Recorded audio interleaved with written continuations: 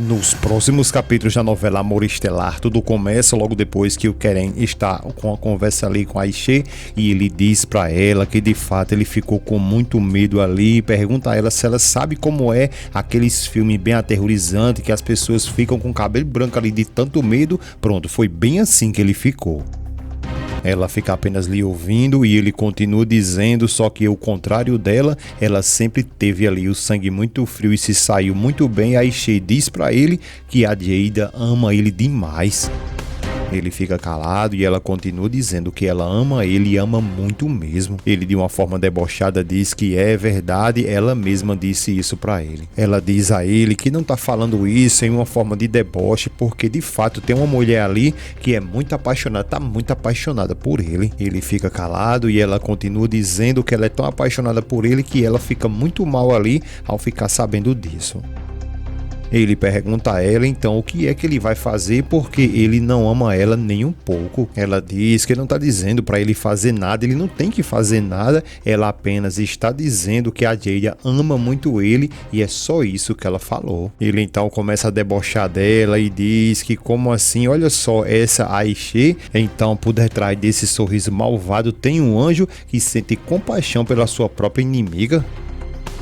Ela apenas balança a cabeça, concordando que sim, e o Keren diz pra ela que é incrível ali como ela chegou tão longe, né? Ela diz pra que ele veja que, pois é, graças ao mentor dela que ajudou ela a chegar até ali. Ele então continua debochando dela, chama ela de espertinha e diz que ela não pode estar mostrando sensibilidade assim não, ela tem que ficar muito esperta. Ele continua dizendo que ela tem que ficar com o olho muito aberto porque vai lá, não sabe nem o que ela quer fazer, não sabe nem o que ela pode fazer ainda contra ela.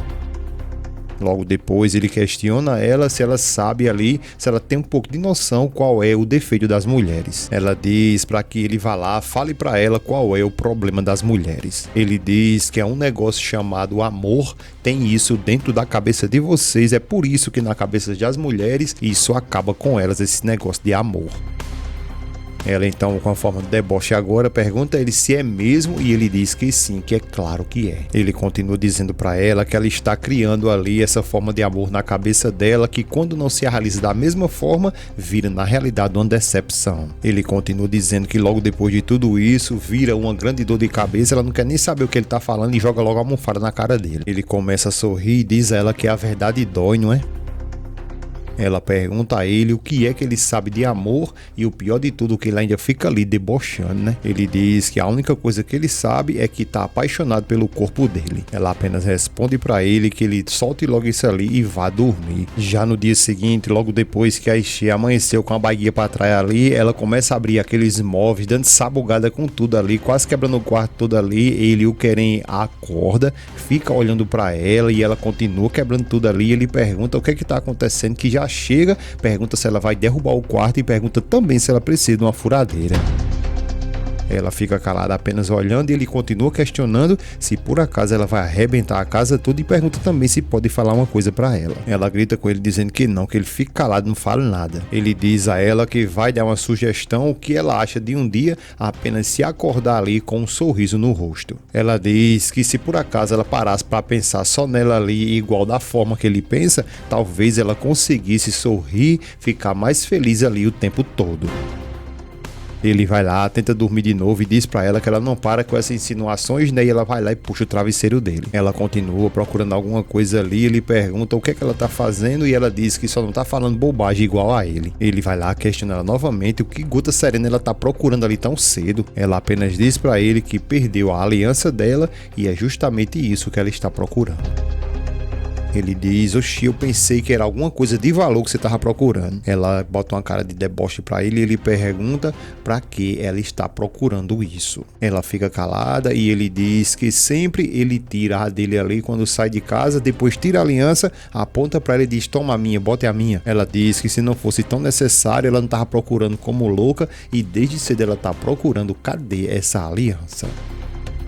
Ele pede desculpas a ela por apenas tentar deixá-la mais calma. Ela fica calada e ele fica se perguntando por que ele se importa tanto, mas que pra ele tanto faz se ela achar ou não. Logo depois que ele sai, ela fica cochichando dizendo que ele mesmo disse que tirar a aliança, ele acha que isso é como se fosse algo bom.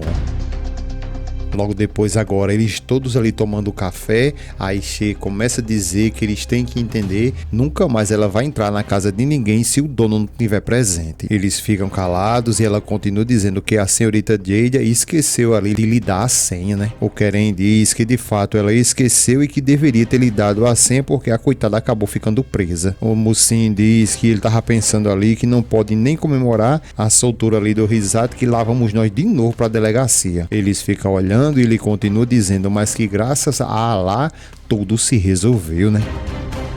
A Elielda diz que se ele ficar inventando e trazer pessoas com ficha para casa deles ali, ele sempre vai continuar preocupado, né? A Aisha diz, chamando a atenção dela ali, que metade dessas queixas ali foram feitas acusações infundadas. Logo depois de um tempo, agora o Keren no escritório dele, a Jada chega, ele dá bom dia, ela retribui o bom dia e ele diz que já ia lá no escritório dela para lhe agradecer de novo. Ela diz que também está ali, ela veio justamente ali para lhe agradecer, lhe entrega uma papelada, ele pergunta o que é aquilo e depois que lê, ele diz, oxente, como assim, uma carta de demissão? Ela diz que não, que na realidade isso aqui é o meu obrigada. Afinal, que tipo de resposta eu esperava ter agindo ali como se eu fosse uma louca e obcecada? Ele diz a ela que sim, que isso é verdade, mas ela não deixa nele terminar de falar e diz que claro que é e não acreditaria nele se ele falasse o contrário. Ele fica calado e ela continua dizendo que até ela mesma está furiosa com ela própria e que acredita que é melhor ela se afastar um pouco e descansar. Ele fica calado, continua ali apenas lhe olhando e ela diz para ele que eu vou me afastar, dar um tempo, descansar e depois a gente vê o que acontece. Ele pede a ela que tudo bem, só um minutinho e pede para que ela se sente. Ela logo depois diz para ele que a clareza sempre ela chega ali em uma hora que a gente nunca espera. Ela continua dizendo que a senhora Elielda e o Musin, quando chegou, ele olhou de uma forma para ela ali muito estranha, que não era nem raiva, mas que ele na realidade estava agindo muito frio. Ele fica calado ali, começa a se coçar e ela diz que ele agiu de uma forma muito diferente ali do Keren que ela conhece há muitos anos. Ela não para de falar e continua dizendo que parece que ele tinha sumido e um estranho tinha ficado ali no lugar dele. Ela continua dizendo que quando ele disse que ela era uma pessoa horrível e que nessa hora ela quase chegou a ter ali uma epifania. Ela depois diz que disse para ela mesma ali que o Keren é o seu melhor amigo e nós somos amigos há mais de 20 anos. Ele fica olhando para ela e ela começa a se questionar como que ela foi tratar ele daquele jeito. Ele diz para ela que o que ela fez na realidade foi tentar lhe chantagear, não é? Ela fala que sim, que foi justamente isso, mas ela acabou desistindo. Ela diz que o amor que ela sente por ele não mudou nada, mas que vai ser muito bom ela descansar por um tempo. Ele fica calado e ela continua dizendo que eu preciso me afastar um pouco. Ele logo depois diz pra ela que tudo bem, que ele já entendeu tudo, pega aquela carta de demissão, rasga tudo dizendo a ela que ela não vai embora. Ela diz a ele que ele não faça isso, que não precisa se preocupar porque os concorrentes dele ali estão todos atrás dela e que ele nem precisa se preocupar porque ela consegue achar emprego rapidinho. Ele diz a ela que é justamente por isso que ele quer ela ali, ele precisa muito dela e não quer lhe perder. Ela fica apenas olhando para ele e ele diz a ela, além de tudo isso, eu não quero mandar você para os concorrentes, né? Ela apenas responde que isso vai ser bom para todos. Ele logo depois diz que ela sabe muito bem o porquê que ele está ali aguentando essa questão toda ali de casamento, né? E ela diz que sim para poder chegar no topo da empresa, não é? Ele diz a ela que é exatamente isso e quando ele chegar lá naquele topo, se ele não tiver uma pessoa de confiança, uma pessoa guerreira que esteja ali do seu lado, uma pessoa igualmente, exatamente como ela, com certeza ele vai entrar em apuros. Ela diz que pode sugerir para ele ali um substituto. Ele diz a ela que isso não é o problema, porque se ele quiser ele consegue arrumar 100 pessoas, mas o que ele está querendo dizer para ela é que ele precisa dela e se ela quiser, ele pode esquecer tudo o que aconteceu. Ele logo depois se levanta, estende a mão para ela e diz que ela vai ficar, né? Ela se levanta, pega na mão dele e diz, já que você não está querendo me deixar aí, e ele fala que vamos continuar nessa empresa aqui como 2 profissionais.